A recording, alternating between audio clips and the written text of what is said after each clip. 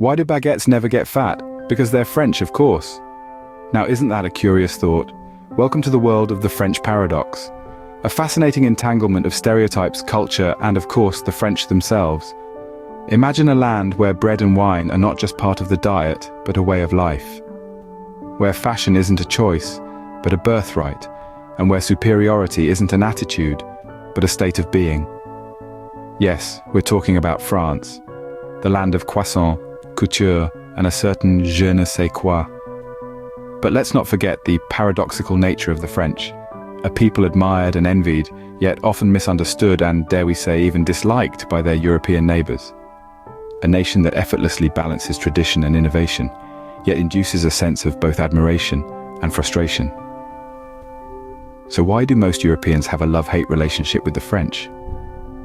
Let's dive into some stories to find out. Did you ever hear the one about the Frenchman who walked into an English pub? No, well, neither did the English. Picture this, a French tourist strolls into a bustling English pub, brimming with locals. The Frenchman, with a confident swagger, orders a pint in French.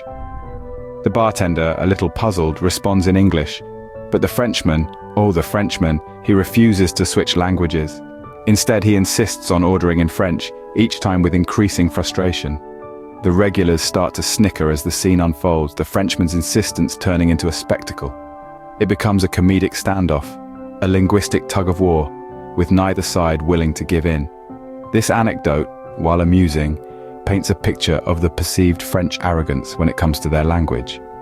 The Frenchman's insistence on using his native tongue, despite being in English territory, leads to the punchline of our story.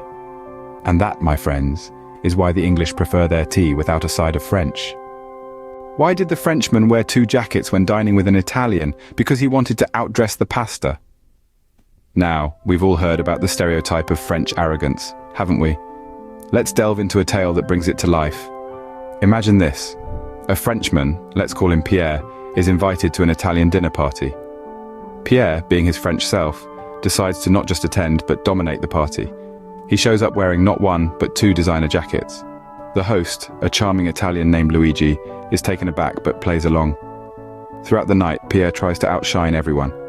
He corrects the pronunciation of bruschetta, debates the authenticity of the tiramisu, and even claims that the Leaning Tower of Pisa is in fact trying to mimic the Eiffel Tower's tilt. Luigi and the guests laugh it off, recognizing the friendly rivalry. So the next time you see a Frenchman at a party, remember, it's not a fashion show, it's a cultural showdown. Why don't the French eat M&Ms? Because they can't peel them.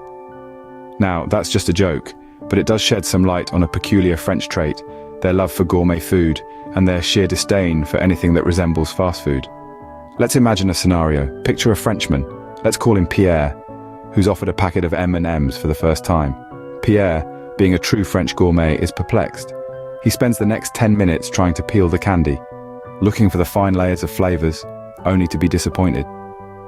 It's not the chocolate delight he's accustomed to, it's just simple. This humorous anecdote underscores a cultural difference that is hard to ignore. The French, they love their food. Their cuisine is like a symphony, each ingredient playing its part in creating a masterpiece. It's not just about eating for them, it's a celebration of taste, art, and tradition. So if you ever invite a Frenchman for dinner, remember, no fast food, only slow food. So why don't Europeans like the French? Well, it's complicated. Let's circle back to the key points we've discussed. Firstly, we have the language barrier. Remember that tale about the Frenchman who refused to speak English in an international conference? That's a classic example of how language can create tension. Then we have the perceived arrogance. The French do have a reputation for being a bit too proud of their culture and heritage. And who can forget the cultural competition? It's like a never-ending Eurovision contest out there. Lastly, the food preferences.